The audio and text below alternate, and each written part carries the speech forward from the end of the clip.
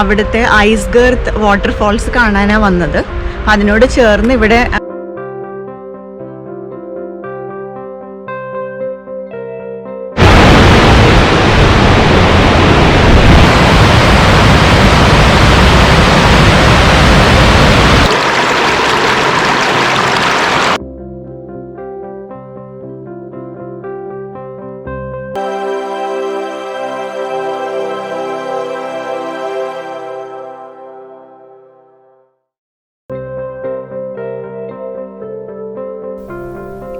ഇന്നത്തെ യാത്രയ്ക്കായി ഞങ്ങൾ തിരഞ്ഞെടുത്ത സ്ഥലം യോർക്ക്ഷയർ ഡെയിൽസ് നാഷണൽ പാർക്കിലെ ഐസ്ഗർത്ത് വാട്ടർഫോൾസ് ആണ്. നോർത്തേൺ ഇംഗ്ലണ്ടിലാണ് ഈ നാഷണൽ പാർക്ക് ഉള്ളത്. ഇവിടെ 1000-ഓളം സ്ക്വയർ മൈൽസിൽ വ്യാപിച്ചു കിടക്കുന്ന ചതുപ്പുകളും വാലീസ്, ഹിൽസ്, വില്ലേജസ് എന്നിവയൊക്കെയാണ് ഉള്ളത്. യാത്ര തുടങ്ങി ഒരു അരമണിക്കൂർ കഴിയുമ്പോൾ തന്നെ നമുക്ക് നാഷണൽ പാർക്കിന്റെ ഒരു ഫീല് കിട്ടി തുടങ്ങും. പിന്നീടുള്ള യാത്ര വളരെ പച്ചപ്പ് നിറഞ്ഞ താഴ്വരകളിലൂടെയും ഗ്രാമപ്രദേശങ്ങളിലൂടെയുമാണ്. ഈ യാത്രയിൽ ഒരുപാട് വിന്റേജ് കാറുകളെയും ഞങ്ങൾക്ക് കാണാനായി.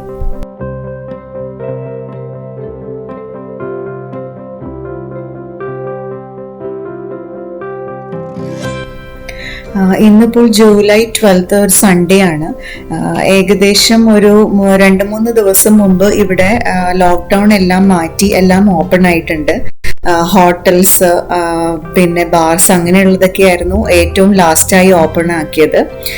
പിന്നെ നമുക്കിവിടെ കാണാം എല്ലാ ഹോട്ടൽസും ആക്ച്വലി റെസ്റ്റോറൻറ്റ്സ് ഒക്കെ അവരുടെ അകത്ത് ഇരിക്കാനുള്ള ഇതൊക്കെ മാറ്റിയിട്ട് അവര് ഇരുന്ന് കഴിക്കാനുള്ള പ്രൊവിഷൻസ് എല്ലാം പുറത്താണ് ചെയ്തിരിക്കുന്നത്.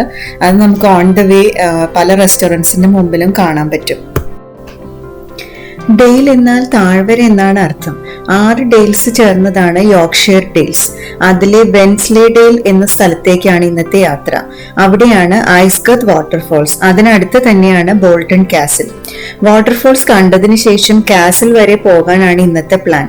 സമ്മർ ആയതുകൊണ്ട് 10 മണിയായാലേ ഇവിടെ സൂര്യൻ അസ്തമിക്കുകയുള്ളൂ.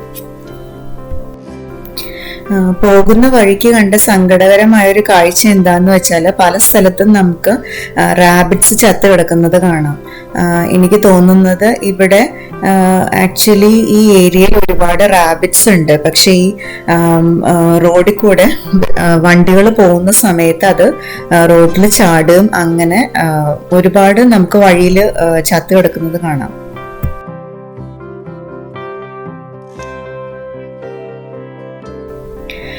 ഇവിടെ 2 കാർ പാർക്ക് ഉള്ളതായിട്ടാണ് അറിയാൻ കഴിഞ്ഞത്.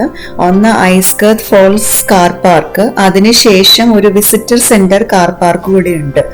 അപ്പോൾ ഞങ്ങള് ആദ്യത്തെ പാർക്കിങ്ങിൽ തന്നെ കാർ പാർക്ക് ചെയ്തിട്ട് ഫോൾസിനടുത്തേക്ക് നടക്കാനാണ് തീരുമാനിച്ചിരിക്കുന്നത്.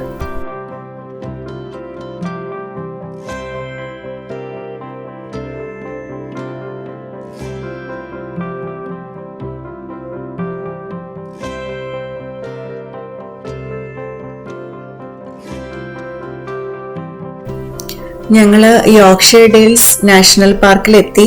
അവിടുത്തെ ഐസ്ഗർത്ത് വാട്ടർഫോൾസ് കാണാനാണ് വന്നത്. അതിനോട് ചേർന്ന് ഇവിടെ ഫസ്റ്റ് നമ്മൾ കാണുന്നത് ഐസ്ഗർത്ത് ഒരു ചർച്ചാണ്, പാരിഷ് ചർച്ചാണ് ഇവിടെ ഉള്ളത്. അപ്പോൾ ഫസ്റ്റ് നമുക്ക് ചർച്ച് കണ്ടിട്ട് വാട്ടർഫോൾസിലേക്ക് നടക്കാം.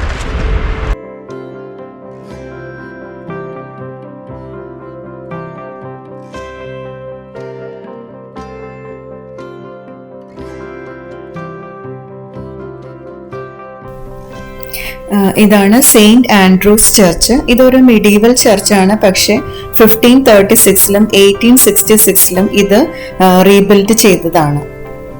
ഇതിനു ചുറ്റും നമുക്കൊരു ബറിയൽ ഗ്രൗണ്ടും കാണാം.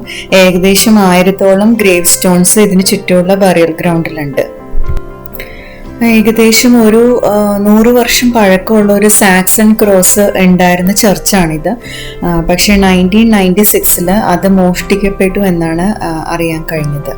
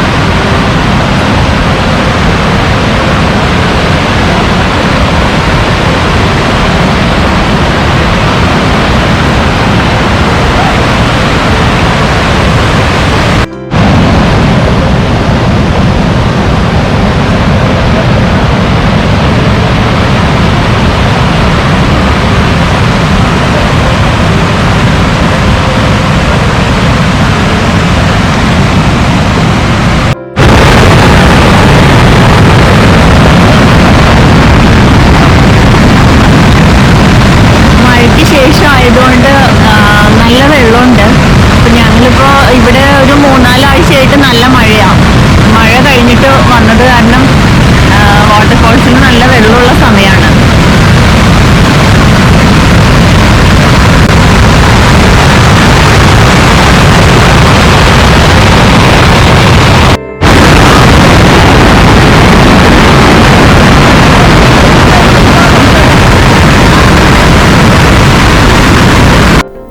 ഈ പ്രദേശം മുഴുവനും ആക്ച്വലി ലൈം സ്റ്റോൺസ് ആണ്. ഇത് ഐസ്ഗർത്ത് വില്ലേജിന് അടുത്തായിട്ടുള്ള സ്ഥലമാണ്.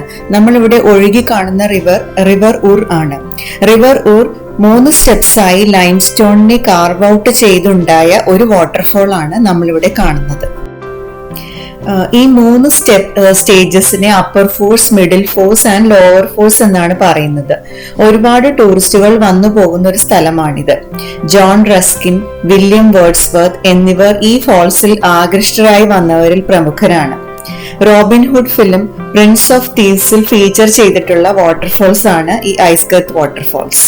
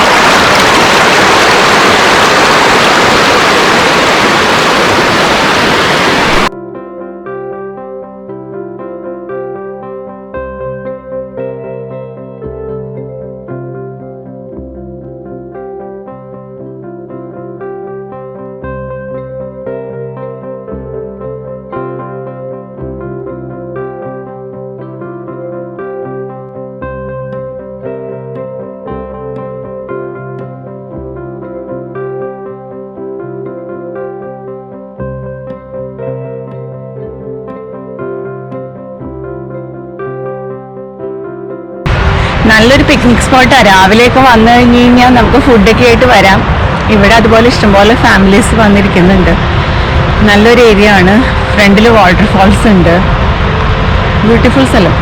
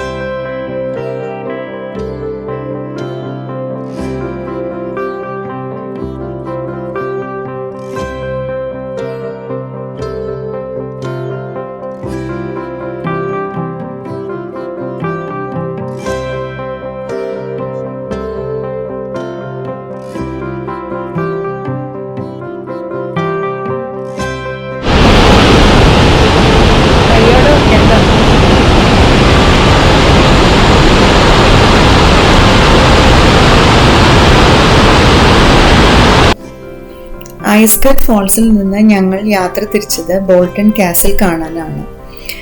ഇത് വെൻസ്ലിഡേയിൽ തന്നെയുള്ള ഒരു ഹിസ്റ്റോറിക് കാസിലാണ്. വെൻസ്ലിഡേയിൽ ആക്ച്വലി ചീസിന് വളരെ ഫേമസ് ആയിട്ടുള്ള ഒരു സ്ഥലമാണ്. അതിൻ്റെ മെയിൻ കമേഴ്ഷ്യൽ പ്രൊഡക്ഷൻ നടക്കുന്നത് ഹാവ്സിലാണ്. ബോൾട്ടൺ കാസിൽ ഇംഗ്ലണ്ടിലെ നന്നായി പ്രിസർവ് ചെയ്തിട്ടുള്ള ഒരു മിഡീവൽ കാസിലാണ്. ഒറിജിനലി മികച്ചതും ആഡംബരം നിറഞ്ഞതുമായ ഒരു വസതിയായിട്ടാണ് ഇത് പണിതിട്ടുള്ളത്. ഇപ്പോഴും ലോർഡ് ബോൾട്ടന്റെ പ്രൈവറ്റ് ഓണർഷിപ്പിൽ ആണ് ഈ കാസിൽ ഉള്ളത്. ഇതിന്റെ ഒറിജിനൽ ഓണർ റിച്ചാർഡ് സ്ക്രോപ്പിന്റെ ഡയറക്റ്റ് ഡിസെൻഡന്റ് ആണ് ലോർഡ് ബോൾട്ടൺ. കാസിൽ എത്തുന്നതിന് മുമ്പ് തന്നെ വളരെ ദൂരെ നിന്ന് തന്നെ ഈ കാസിലിൻ്റെ ഒരു മനോഹരമായ വ്യൂ നമുക്ക് കിട്ടും. കാസിൽ ആൻഡ് ഗാർഡൻസ് രണ്ടിനും വേണ്ടിയിട്ടാണ് നമുക്ക് അത് കാണാനായിട്ടാണ് ടിക്കറ്റ് എടുക്കേണ്ടത്. ഇപ്പം ഞങ്ങളിപ്പോൾ ഓൾറെഡി 5 o'clock ആയിട്ടുണ്ട്. അപ്പോൾ അതുകൊണ്ട് നമുക്ക് എൻട്രിക്കുള്ള ടൈം കഴിഞ്ഞു. നമ്മളേതായാലും കാസിൽ ഗ്രൗണ്ട്സിലേക്ക് നമുക്ക് കയറാം. അപ്പോൾ അതും പിന്നെ അതിന് ചുറ്റുമുള്ള വില്ലേജും കൂടെ കാണാം എന്ന ഐഡിയയിലാണ് ഇപ്പോൾ വന്നിരിക്കുന്നത്. ഇവിടെ ലോക്ക്ഡൗണിന് മുമ്പ് നോർമലി ഗൈഡഡ് ടൂർസ് ഒക്കെ ഉണ്ടാവാറുണ്ട്. പിന്നെ അത് കൂടാതെ ഫാൽക്കൺസ് അതിൻ്റെയൊക്കെ ബേർഡ്സിൻ്റെ ഡിസ്പ്ലേ ഉണ്ടാവാറുണ്ട്. പിന്നെ archery demonstration, wild boar feeding, അങ്ങനെയുള്ള കുറേ കാര്യങ്ങളെല്ലാം ഈ കാസിലിൽ ലോക്ക്ഡൗണിന് മുമ്പ് ഉണ്ടായിരുന്നതാണ്. ഇപ്പോൾ കാസിൽ റീഓപ്പൺ ആയി എന്നല്ലാതെ അങ്ങനെയുള്ള കാര്യങ്ങളൊന്നും റീസ്റ്റാർട്ട് ചെയ്തിട്ടില്ല. അതുമാത്രമല്ല ഇവിടെ വെഡ്ഡിങ് റിസപ്ഷൻ അങ്ങനെയുള്ള കാര്യങ്ങൾക്കൊക്കെ ബുക്ക് ചെയ്യാം. അപ്പോൾ അതിനുള്ള ഫെസിലിറ്റീസൊക്കെ അവർ ചെയ്തു കൊടുക്കുന്ന ഒരു കാസിൽ കൂടിയാണ്.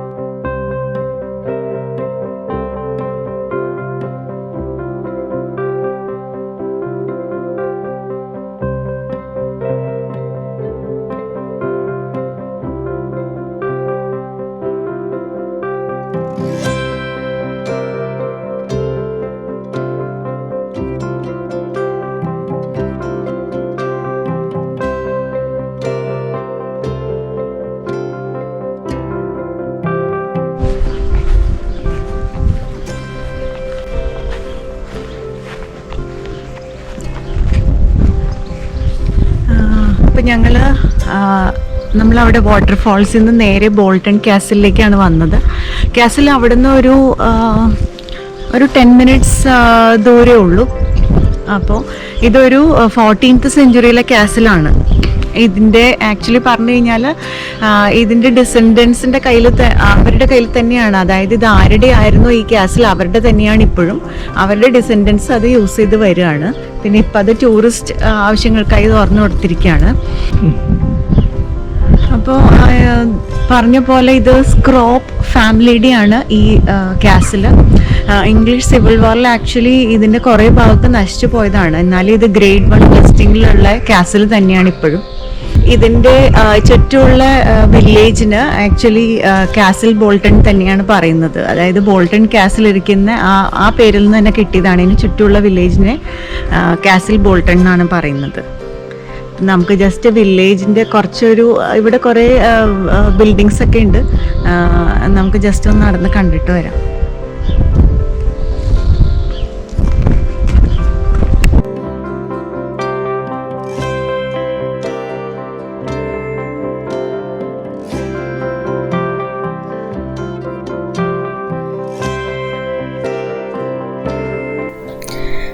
ഇത് റെഡ്മയർ സ്റ്റേഷനിലേക്കുള്ള ഫുട്പാത്താണ്. അപ്പോൾ ഞങ്ങൾ ഏതായാലും അതിലൂടെ കുറച്ച് ദൂരം നടക്കാൻ തീരുമാനിച്ചു.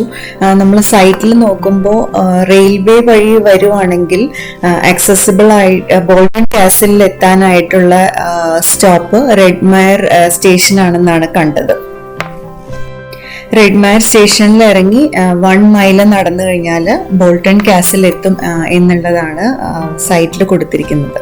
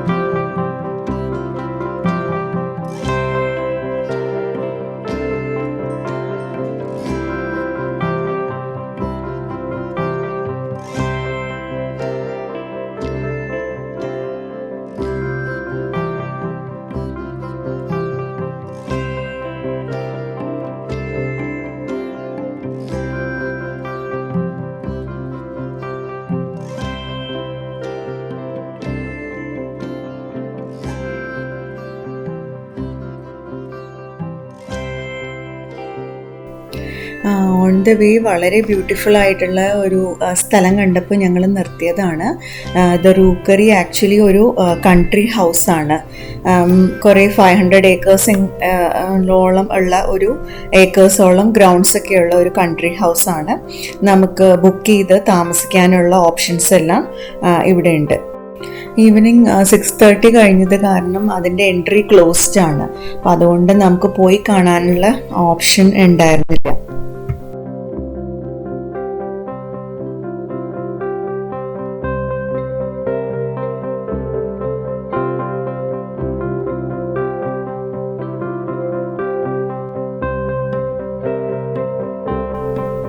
അപ്പോൾ ഇന്നത്തെ ഈ യാത്ര നിങ്ങൾക്ക് എല്ലാവർക്കും ഇഷ്ടപ്പെട്ടെന്ന് കരുതുന്നു.